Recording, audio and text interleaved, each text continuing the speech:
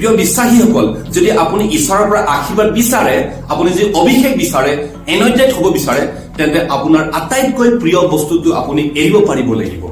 আপোনাৰ আটাইতকৈ প্ৰিয় বস্তু কি হয় এই পৃথিৱীত আপুনি চালি জাৰি চাওক, আৰু সেইটোৱে যীশু খ্ৰীষ্টৰ নামত আপুনি উৎসৰ্গা কৰিব পাৰিব লাগিব।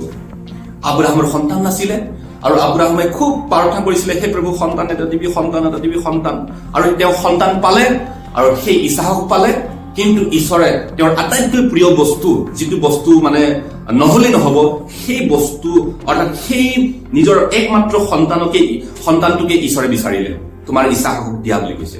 কিন্তু আব্ৰাহামে কলে মই নিদিওঁ বুলি নাই কোৱা, তেওঁ দিবৰ কাৰণে উদ্যত হল। হান্নাই নিজৰ সন্তানক ঈশ্বৰক উৎসৰ্গা কৰিছিলে। পিতৰে সেই মাছ ব্যৱসায় কামটো এৰি পেলাই যীশুৰ পিছে পিছে গৈছিলে। পাচনি পৌলে চলজাৰ আছিলে, ৰমেন চলজাৰ আছিলে, আৰ্মি আছিলে। সেই আৰ্মি পদবীটো এৰি যীশু খ্ৰীষ্টৰ পিছে পিছে গৈছিলে, আৰু আটাইতকৈ প্ৰিয় বস্তুটো এৰিব লাগিব। যোহন দা বাপ্তিস্তে জংঘলত গৈ বাস কৰিছিলে ঈশ্বৰৰ ৰাজ্যৰ কাৰণে, আৰু দাউদে সেই মেদ ৰখীয়া কামটো এৰি পেলাই ঈশ্বৰৰ ৰাজ্যৰ আহিবৰ কাৰণে তেওঁ উদ্যত হৈছিলে। আটাইতকৈ আপোনাৰ প্ৰিয় বস্তুটো আপুনি যীশু খ্ৰীষ্টৰ নামত এৰিলেহে ঈশ্বৰে আপোনাক আশীৰ্বাদ কৰিব। আপোনাৰ আটাইতকৈ প্ৰিয় নিচা পানী হয়, তেতিয়া আপুনি সেই নিচা পানী আপুনি এৰিব লাগিব। আপুনি সেই নিচা পানী প্ৰভু যীশু খ্ৰীষ্টৰ নামত আপুনি চেক্ৰিফাইচ কৰিব লাগিব। কোনোবাই বিমল খায়, কোনোবাই চিগাৰেট খায়, সেই সকলোবোৰ যীশু খ্ৰীষ্টৰ নামত আপুনি এৰিব পাৰিব লাগিব।